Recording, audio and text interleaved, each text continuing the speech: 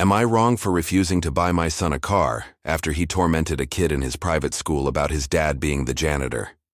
Never thought I would come to Reddit for this, but let me give some context.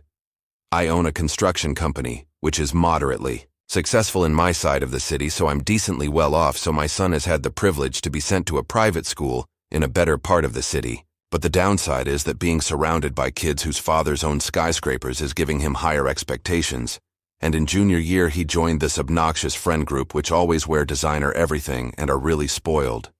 One of these kids even drives an Aston Martin. Couple years later, in his senior years, he's still in the same friend group with the same friends.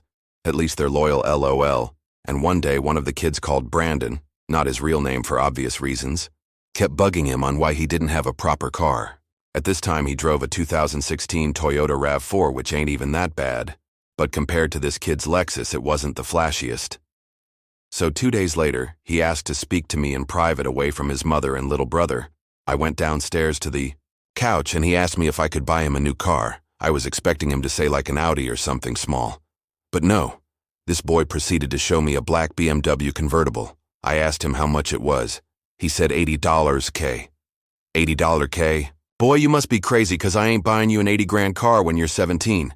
Now, I wouldn't have considered it anyway, but the fact that his principal called me the day before about an incident with his classmate makes it a definite no-no. He had bullied this kid called Austin for a couple months because his dad worked as the school janitor and worked overtime to keep him in the school district.